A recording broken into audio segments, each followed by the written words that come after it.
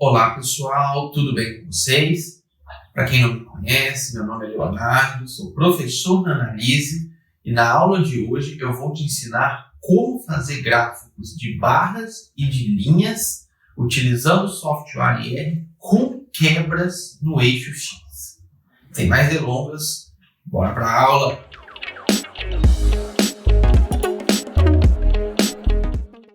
Hoje nós vamos discutir sobre como montar gráficos com quebra no eixo X.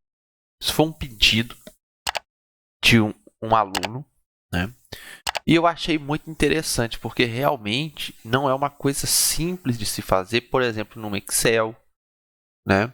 Em softwares de apertar botão não é possível, né, você fazer isso. E aí você fica com um gráfico muito ruim, que é essa quebra no eixo X. Porque existem algumas situações que você tem muitos dados numa parte do gráfico e poucos em outra. E aí você não consegue ver esse poucos, né? Ou você vê só o poucos e não vê o muito, fica tudo numa bola só de dados, né? Principalmente quem trabalha com contagem costuma acontecer isso. Muitos dados próximos de 0 até 10, 15. Aí você vem com alguns dados perdidos, 100, 1000. Aí, se você coloca tudo numa única escala, os dados de 0 a 10 viram uma bola aqui no canto do seu gráfico e você não vê nada, né? E esse é um grande problema, né? Como eu disse, principalmente para quem trabalha com contagem ou quem trabalha com linha do tempo também. Porque às vezes você quer uma linha do tempo, né? Ano 0, 5, 10, 15, 20, 25, aí você já pula para o 100, 1000, ano 2000. Você não vai ver esse 0, 5 se você colocar numa escala normal. Isso vai desaparecer, vai virar tudo um único ponto no seu gráfico. E é isso que nós vamos aprender a resolver aqui hoje dentro do R. É muito simples resolver isso no R. Vocês vão ver, por isso que eu falo, né, que o R é fantástico para análise. E olha como é interessante, gente. Vocês vão ver como é simples de resolver. Para você aí que me segue, né, que já é meu aluno. E o gráfico desse, como a maioria das pessoas acham que é algo quase impossível de ser resolvido, você pode cobrar pelo menos R$300 para fazer esse gráfico. A pessoa vai ficar satisfeita e você vai fazer esse gráfico com 2, 3 minutos, talvez porque vai mudar a paleta de cor, essas coisas demoram um pouquinho mais, mas você vai ver que é tão simples que é muito rápido para fazer. Então vamos lá? Vamos para o R. Bom, eu vou trazer aqui números hipotéticos, tá, gente? Mas até para vocês entenderem um pouco como que funciona uma empresa, eu vou criar aqui um gráfico, né, para comparar faturamento, número de vendas, valor do curso e valor por lead, né? Tem aulas explicando, né, o que é um lead. Depois vocês podem ver isso, mas nada mais é do que aquela pessoa que a gente captura o e-mail dela para estar distribuindo conteúdo gratuito, né, e posteriormente tentar uma venda, né?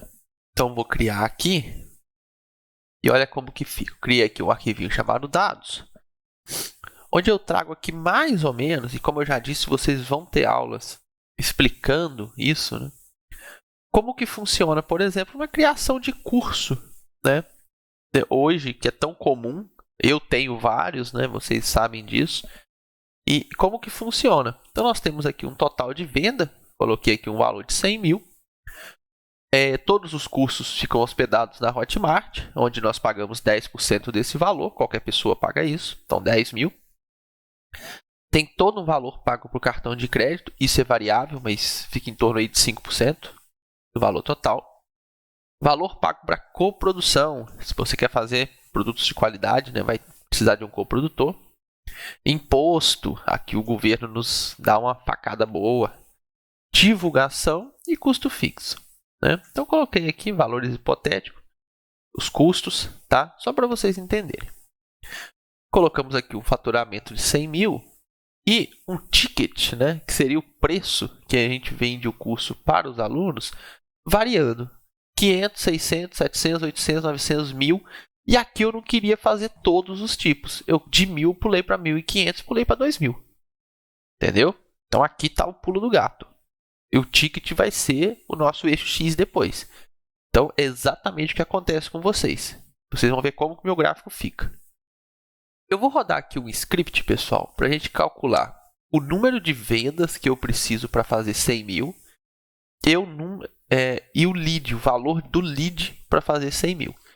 Eu não vou ficar explicando, porque esse script aqui não faz sentido assim, eu ficar falando dele na aula, né? Depois vocês podem ver isso. Ok? O que interessa é que, no final das contas, eu vou gerar aqui dois arquivinhos, um de vendas e um de leads. E eu vou transformar tudo num data frame chamado dados. Então tá aqui, ó.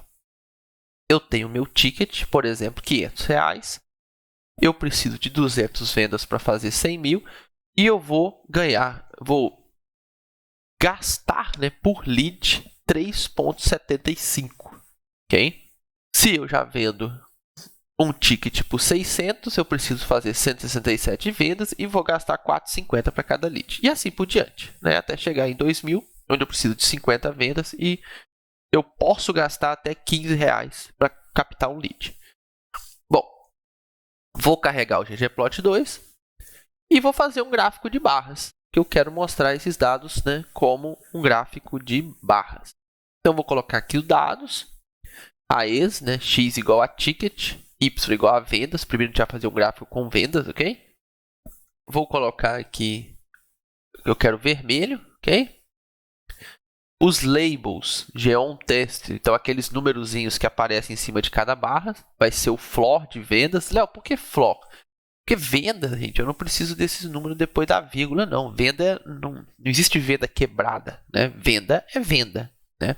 Ou é 166 ou é 167. Não tem como fazer esse valor quebrado. Então, eu posso colocar o floor, que ele já tira ali, né, esse valor quebrado para a gente e joga para cima, né?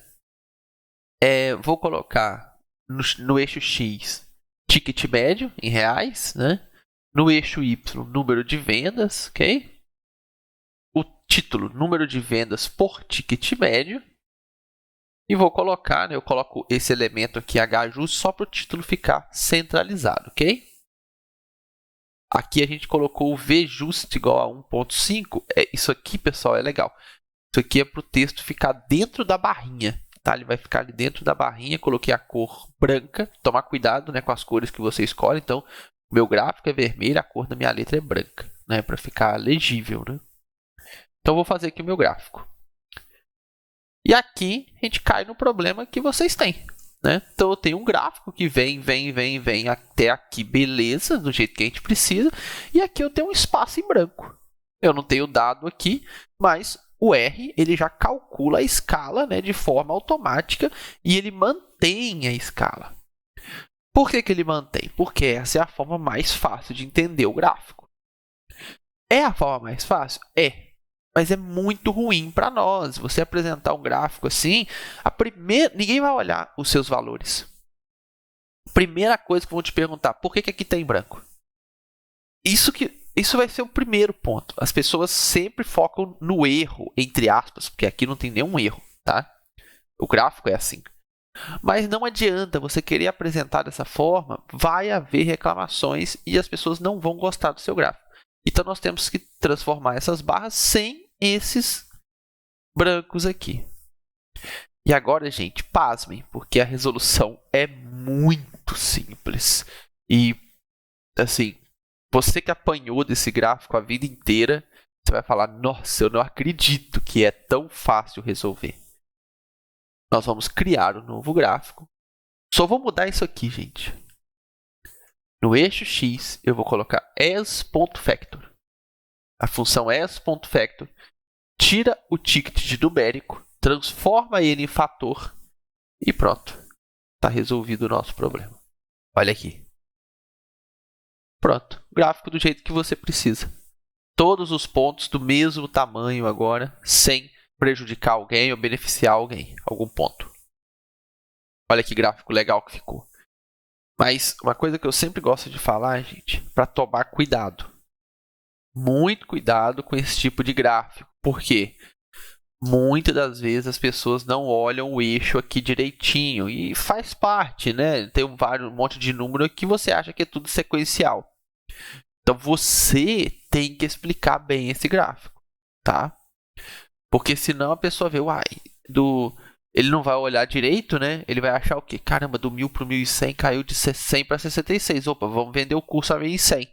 Mas não é isso. Aqui tem 1500, ok? Então, tomem cuidado quando você tiver nessa escadinha e do nada, pá, caiu, tá bom? É claro que talvez o exemplo que eu estou mostrando aqui não é a realidade de todos. Alguns não vai ter essa queda, aqui vai ter números, né, um alto, outro baixo, essas coisas, né? Mas, por exemplo, se você tem um gráfico de contagem aqui, a tendência é que aqui você tenha muitos valores mesmo e aqui bem pouquinhos, e quase zerado, né, praticamente.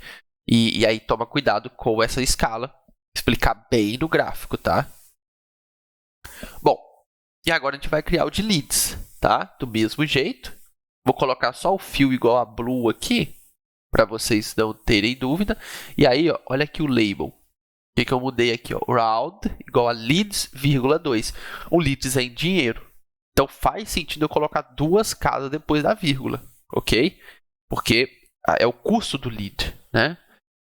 Então no eixo X eu deixo o ticket médio.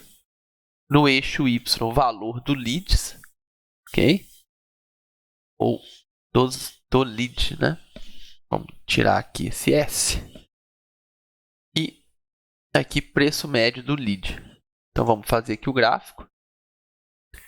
Vai acontecer o mesmo problema, né? Então a gente tem aqui tal. Chega aqui, pá, valor em branco. A pessoa vê, nossa, errou na hora de fazer o gráfico e tal. A gente sabe que não, mas as pessoas vão achar isso. Então nós vamos mais uma vez vir aqui, colocar s.factor para tickets. Deixa eu só ajustar aqui. E pronto. Você percebe que a gente não precisou de nenhuma linha de comando a mais. Só precisei de usar uma função que vocês já conhecem, né? Não foi nem função nova. A função s.factor, se você roda na área de variância, você já usa ela dentro do R normalmente. E a gente resolveu um problema sério, né? Um problema bem complicado, dependendo do software que você estiver utilizando. E agora a gente vai fazer para o gráfico de linha, tá? Então nós vamos criar o mesmo gráfico, tá? Só que agora em linha. Vou colocar a linha azul, os pontos em vermelho, tá? Nós vamos criar aqui para os leads, tá bom? Para você ver como que fica. Então o mesmo gráfico, só que agora em forma de linha. Então tá aqui, ó. Olha como que ficou. Vem os pontos todos aqui, pá, lá para cima, né? Aqui é um valor linear mesmo, né, gente? Porque é uma equação linear, tá? Então aqui no meu caso vai ter essa linearidade, de vocês provavelmente não, né? Mas a gente não quer, né? Esse gráfico. O de linha, às vezes as pessoas nem confundem. A grande questão é, se essa distância for muito grande, porque o meu não é tão grande, então dá para ver os pontos. Mas se essa distância for muito grande, os seus pontos vai vir tudo para cá. Vai virar uma bolinha de pontos aqui e talvez 1 ou 2 pontos perdidos para cá. Então, como que resolve isso? Da mesma forma, colocando s.factor, ok? Ó, colocamos s.factor aqui de ticket. Aí, pessoal, você tem que fazer uma mudança, tá? Aqui, quando você colocar s.factor, ele não aceita. Se você tentar o G online, vai dar erro, tá? Eu testei aqui e não funcionou. Você tem que colocar G1pef, ok? E aí ele vai gerar aqui uma linha, que é mais um caminho, na verdade, do que uma linha, uma linha reta, vamos dizer assim. Então nós vamos colocar aqui o G1pef e aí vai ficar assim, ó. Vem, tum. Mais uma vez, gente, lembra de explicar o porquê dessa subida. Por que isso aconteceu de forma tão drástica? Porque na verdade não é drástica. O gráfico correto é esse daqui. Regressão linear perfeita, né? Quando a pessoa vê isso aqui, ela pode ter uma conclusão errada do seu gráfico. Então, esse gráfico é um gráfico legal de utilizar, eu acho que tem que utilizar, mas você tem que explicar muito bem o que está acontecendo. Senão, a conclusão das pessoas vai ser errada, tá bom? Vamos gerar aqui o mesmo gráfico para vendas, tá bom? Número de vendas. Ó, geramos aqui para venda, então a gente vem, tuf, né? Tendo essa queda aqui no número de vendas. E aqui, essa parte em branco do gráfico. Você não quer isso, então você vai colocar s.factor de vendas, ok? Aqui, ó. S.factor de tickets, desculpa, de ticket, né? Que é o que vai aqui no eixo X. E vai colocar geon.pf. Aqui eu coloquei a cor azul, você pode pôr a cor que você quiser. E tá aqui, ó.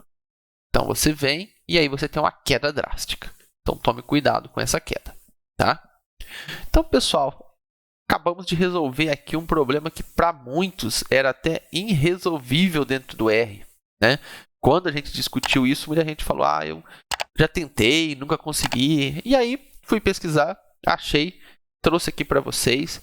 E mais uma vez, pessoal, uma coisa simples dessa, que você agora aprendeu e sabe fazer muito bem, pode te gerar um lucro muito grande. Já pensou você vender gráficos aí de R$300, 250, R$300? Porque você vai falar para o seu cliente: olha, esse, né, é um gráfico que poucas pessoas fazem, né? Existe um conhecimento por trás para fazer isso, então ele tem um custo mais alto. Eu faço para você desse jeito, mas ele tem um custo mais alto. E a pessoa vai pagar porque ela precisa daquilo e ela não sabe como fazer. Tá bom, pessoal? Então, muito obrigado pela aula de hoje. É isso. Vejo vocês na próxima aula. Até mais.